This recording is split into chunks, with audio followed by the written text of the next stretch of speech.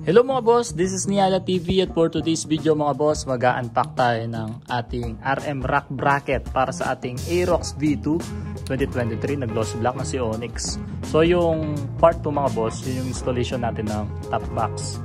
Okay, so doon ko na lang papakita yung kung ano yung binili ko na top box. So sa video na to is focus lang tayo sa pag-install ng RM rack bracket na minimalist design at bagay na bagay sa ating Aerox V2. Woo!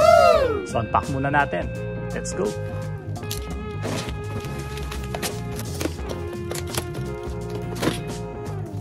So ito na yung ating top box bracket. Ayan, alisin ko na lang yung pinaka-plastic na.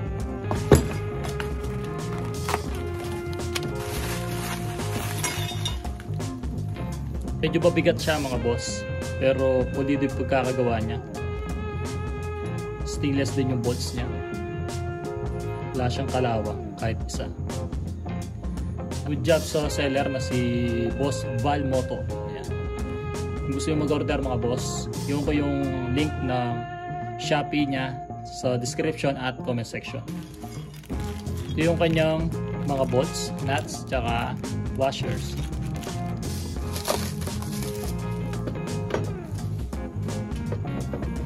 Ito naman mga boss yung kanyang bracket na pinaka-support papunta dun sa ating shock sa Aerox.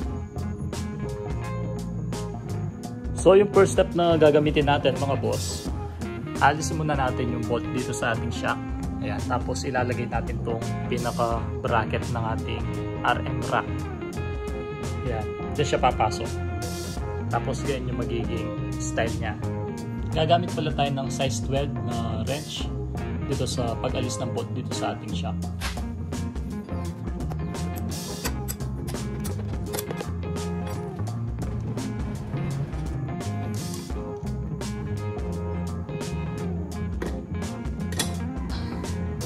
So lagay na natin tong bracket niya sa gawing kaliwa mga boss.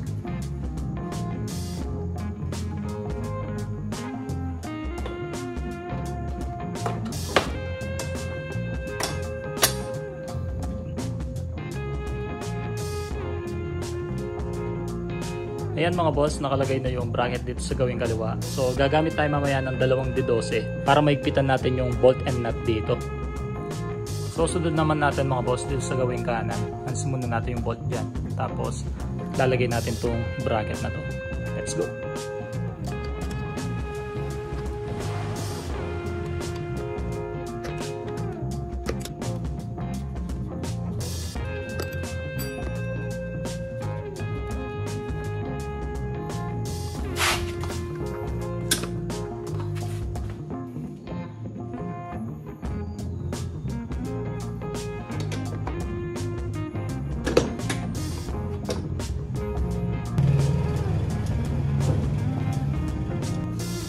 So ayan mga boss, no, yung 2 bracket natin is nalagay na natin.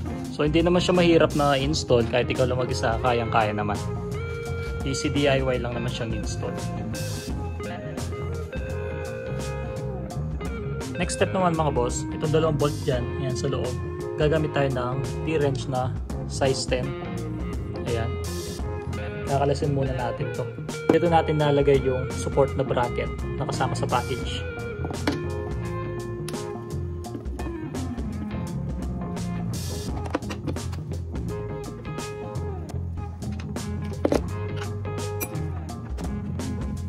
So pag-install naman nito mga boss, itong support niya na bracket, gagamitan tayo ng 2 stainless na bolt. Kasi yung stock mga boss din natin magagamit. Kasi meron tong parang yan o, yung parang bukol dito. Hindi siya papasok dito sa butas ng ating support bracket. Ayan, medyo maiksi din siya. Ayan o. Kaya yung stainless na yung ating gagamitin. So this time din pala mga boss, Allen tool na yung ating gagamitin para mahigpitan tong bolt na to.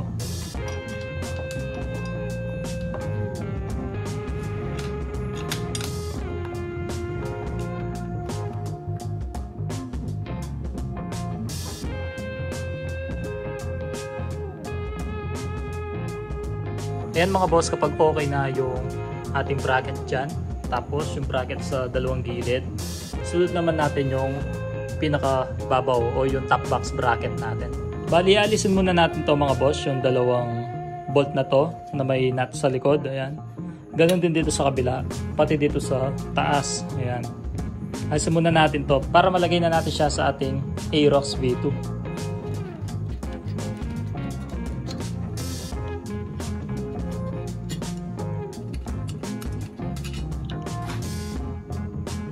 So ayan mga boss, wala na siyang bolt at saka nut. So isasalpak na natin siya sa ating Aerox V2.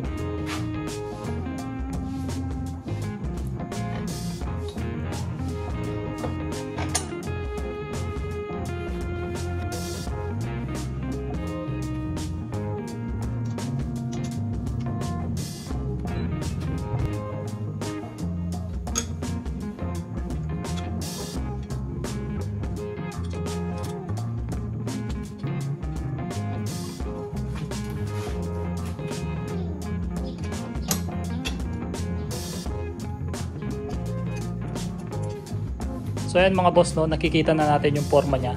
So napakaganda naman. Hindi pa nakaigpit yung bawat bolt tsaka nuts. Okay, bali igpitan muna natin to lahat. So bago natin igpitan pala mga boss, gagamit tayo ng size 30 na wrench para dun sa mga nut, pampigil. Ayan.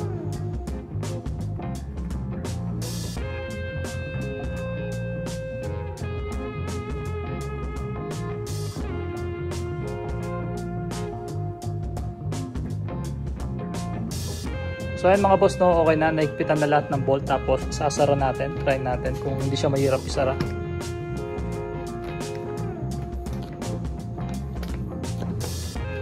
Kailangan mo lang ng konting DN mga boss para mag-lock siya. So try natin siyang i-open.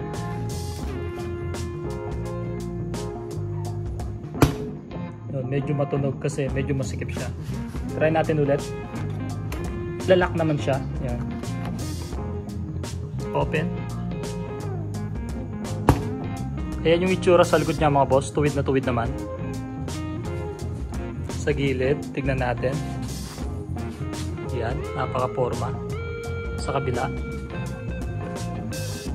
Ayan mga boss, ang ganda ng forma niya. Hindi ako nagsisi na ito yung ating pinili. Tapos wala pa siyang ka-damage. Napaka-pulido ng pagkakagawa. Tapos plated na siya. Tapos meron siyang RM dito. So RM bracket to mga boss. Napaka-tipid niya. So yun lang mga boss, no. Thank you sa panonood. Please subscribe, like, and share this video kung nagustuhan nyo. Tapos mag-comment na rin sa comment section kung may katanungan.